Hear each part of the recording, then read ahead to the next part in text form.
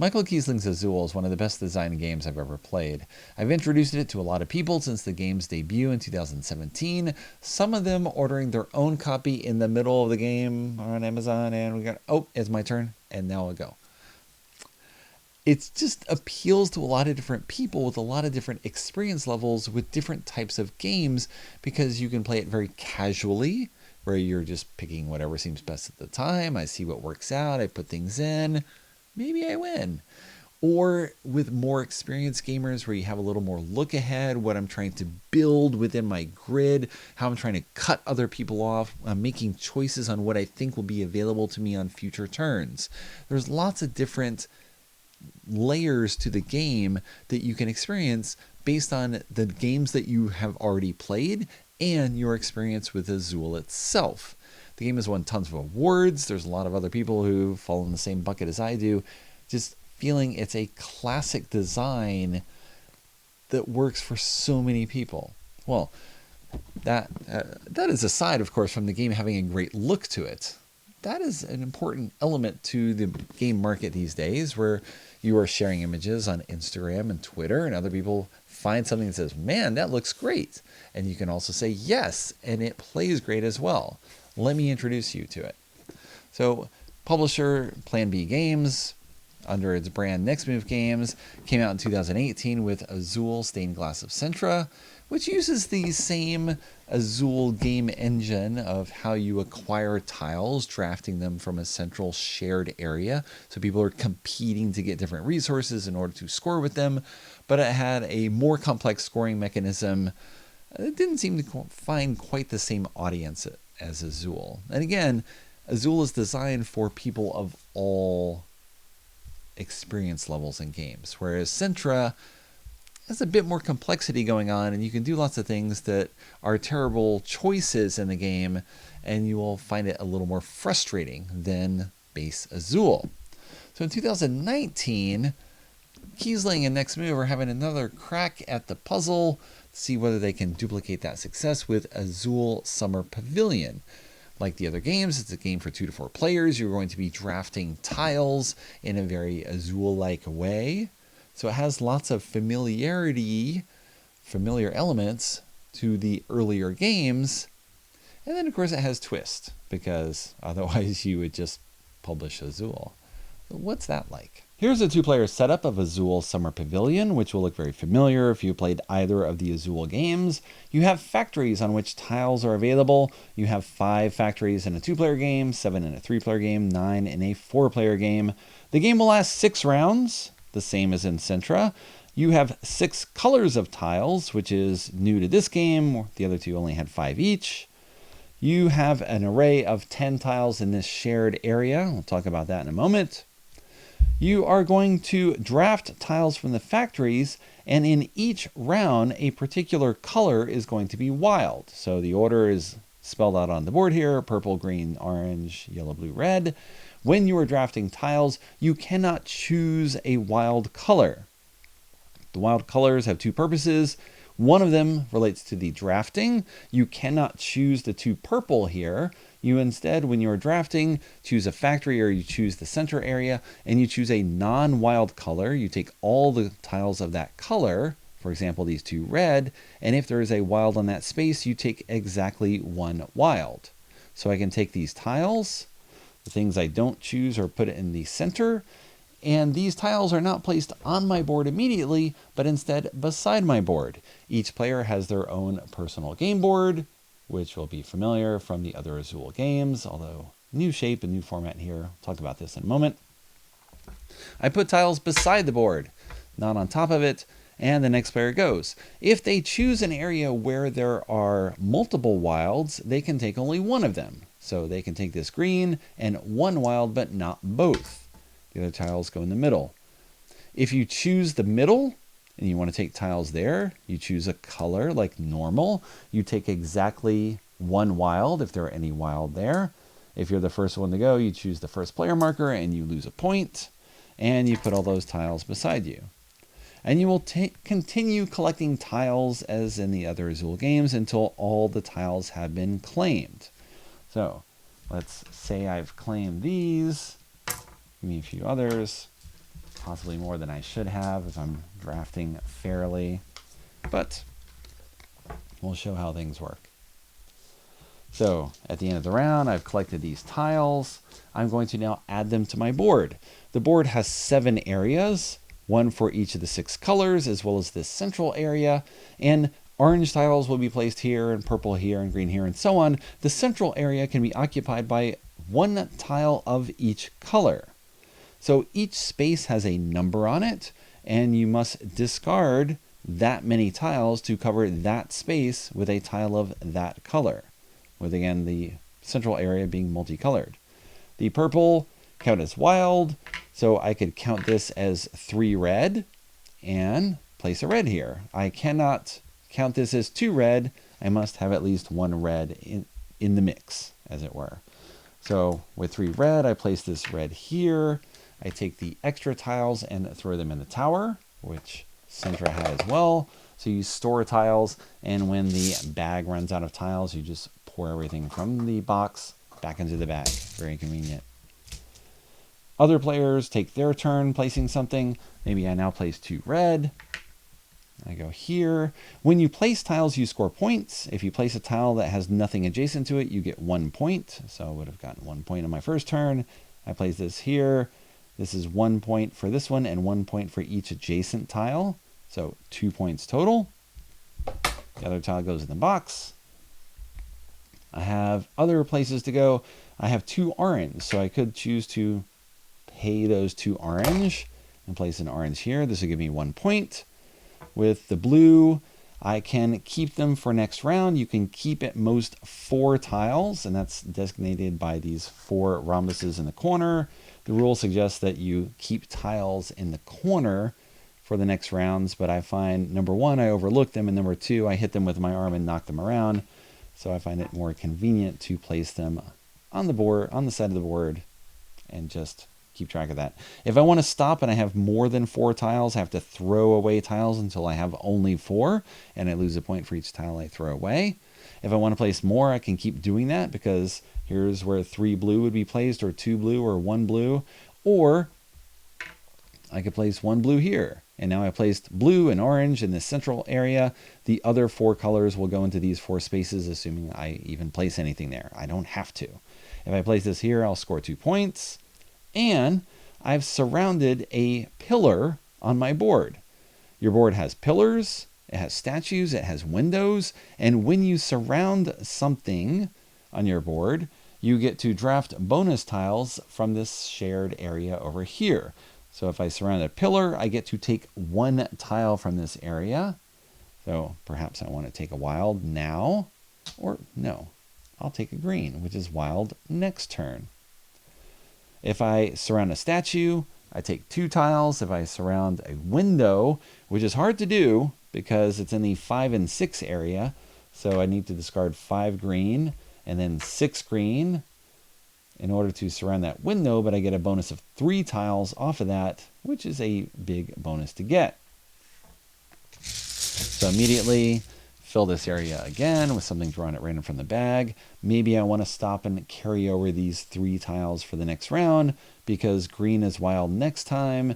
Maybe I'm not sure if I want to build blue here in order to hope to surround the statue, or maybe I'm just going to go here to build off this one, or maybe I'll draft yellow next time and surround the statue over here, or maybe I'll just get a ton of blue and work towards doing this window. Of course, depends on how many blue tiles get drawn from the bag and how many I can actually draft while playing. You're going to play through 6 rounds. You score multiple points during the game itself. Of course, if you are able to fill an area, so that's 1 point and 2, and you keep going on, you'll score lots of points for filling a specific area. And that's 5 points. That's 6 points. Green is complete. I got a bonus off this. I hope to score bonuses here as well by placing purple and yellow and whatever. You're going to play through 6 rounds. At the end of the game, you'll score bonus points if you fill certain shapes. So fill this green area, that's worth 18 points. If I fill the middle multicolor area, that's only 12. It's much easier to do than the green. If I have covered all the 1 spaces on the board, and there are 7 of them, I get a bonus of 4 points. And you also get bonuses for covering the 2, 3, and 4 areas. The bonuses for covering the 5 and 6 areas, well, number one, you're unlikely to cover all the 5 areas unless you do absolutely nothing else. And the bonus as well is just getting the window scoring. So you're trying to aim for windows and you're trying to aim for a complete color in order to score those bonuses rather than the 1, 2, 3, 4 bonus here. Whoever scores the most points at the end of 6 rounds wins. So now you've learned the basics of Azul Summer Pavilion, how it differs from the original Azul, and how it just works in general if you have not played one of these titles before. I played 6 times on a review copy from Next Move Games, once with 4 players, the other 5 times with 2 players. I really love 2-player Azul because each time you draft, you know that either I'm getting tiles or you're getting them. So when you lay everything out at the start of the round, you're already making plans for what you think you can possibly do when you're actually placing the tiles in the grid. Azul's Summer Pavilion works a little differently from the other ones just because the adjacent placement of tiles is so important to getting bonuses, which then gets you additional tiles, which will often fuel even more bonuses, or just the cumulative scoring as you place everything together. Okay, that is similar to regular Azul, but the adjacency matters a lot. And so not only are you just drafting what looks good in terms of getting the number of tiles, if I can draft more tiles than you in Azul, I might have a better chance of winning just because it's more likely that I will be filling rows and then placing things into my grid to score. Not so with Summer Pavilion because you want to place things close together with the green next to the yellow and the red next to the blue, and you'll score the statues off those and start clustering around that multicolor star to score the pillars. And so everything will start working together. The windows are kind of their own thing where you're aiming for that, you get the bonus, and maybe you don't care about anything else because it doesn't interact with any other color. It's just the 5 and 6 off in the corner for that particular color. And that's all you get is that bonus. But then, of course, hopefully you build on that with other tiles of that same color so that you can get the 4, 5, and 6 points for filling that up, in addition to the bonus points at the end game. Now, those end game points have proved very swingy. So in the 4-player game I had played before, one of the other players had played a couple times, and I beat the other people by about 30 points. I had about 110 and they were all around 80. And again, that first game that you play, you will not play as well as you do in subsequent games. I had that same experience where I played with someone the first time. We ended up both around 80. We played again, now with some idea of what we were doing, and we scored in the 100 range just because you're putting things together more. You are really rewarded for repeated play because you will play better, but not necessarily every time. Because after the 4-player game, one of those new players, we played a 2-player game, and he beat me by about 30 points. So, turnabout. Things sometimes don't go your way just because you will miss out on a particular tile, and then everything kind of falls apart from there. So, one particular element here with the drafting with the wild tiles, and it's interesting to see this play out, is you're looking ahead a lot. Okay, yellow is wild now, and then blue is wild next, and then red. And so you're trying to manage what you're drafting and then what you're holding on to for next time. But you can use those wild tiles only if you have one of the original color to pair with them. And so sometimes you'll play a 2-player game where there's fewer factories, which means only 20 tiles are put out. Oh, there's only one green, and the other player just took it, and now I can't get it. Or there's a couple of green, but I want to go for this 3 orange first, and and then the green is gone. And if you don't get that green, you now have to hope that you can complete some other bonus around a statue, around a pillar, around a window, and that there's a green waiting for you in the central square that you can take at that point. And sometimes it happens and sometimes it doesn't.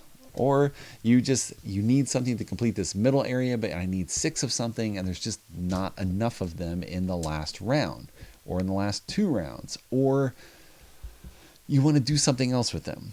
So it's a little different Summer Pavilion works a little differently from Azul, and it's definitely a step up mentally in terms of what you are challenged to do, because it's not just about taking the tiles and adding them to a row as you draft them. You can definitely mess yourself up in Azul by putting things in the wrong row and not being able to complete a row, and it gets locked down, and then you end up eating a lot of tiles because you have no place to put them.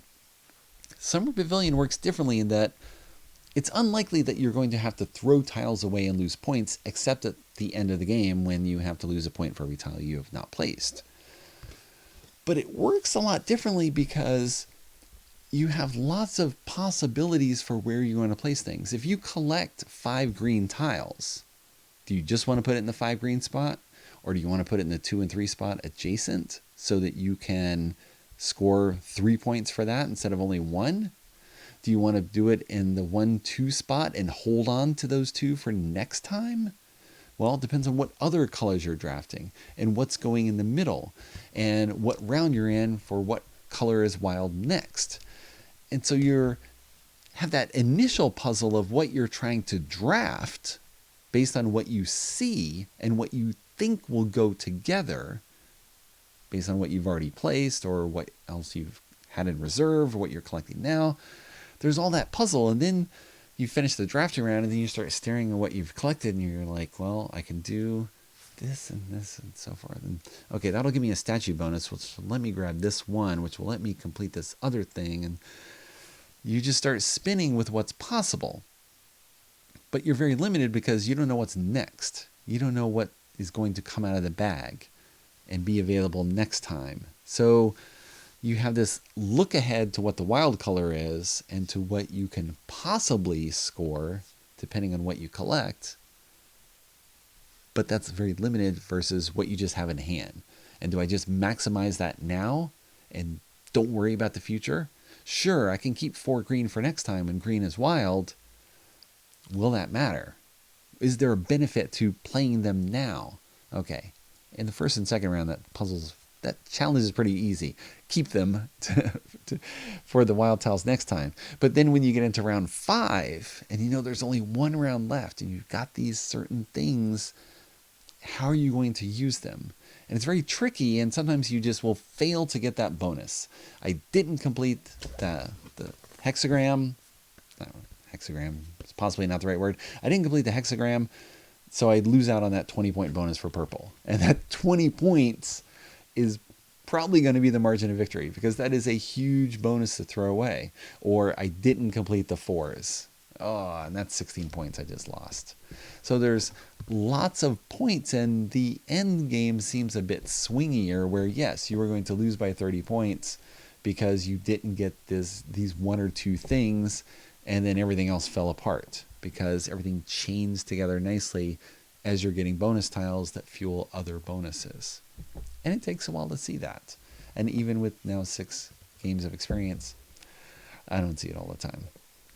Like the other Azul games, you have a backside to the board. I mean, base game Azul had the backside. Centra has the flipping boards, and then the AB board on the bottom with how you score bonuses.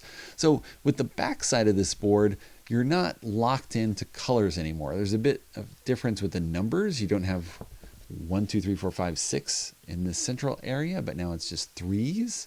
And the numbers here are arrayed a little differently.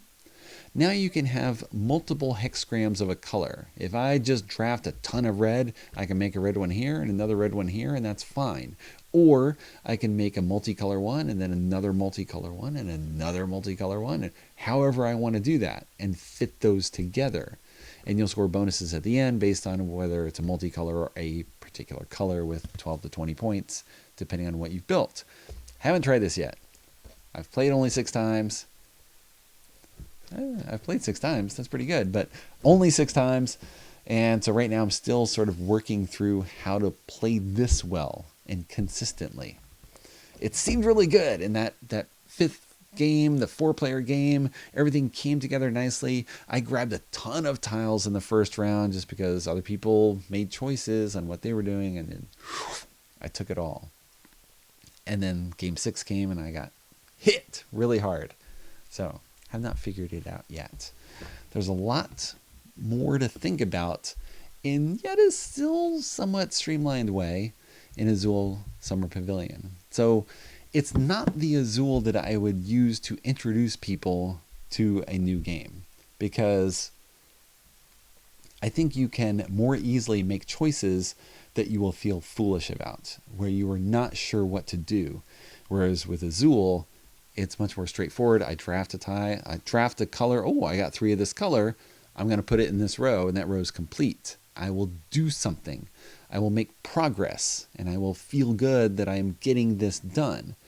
Whereas this one, you're often going to stare at the board at the end of the round and be like, well, what now? Give me a moment. Let me figure this out. So maybe you'll feel the same way when you start staring at the tiles, wondering whether you made all the right rhombus choices in Azul Summer Pavilion.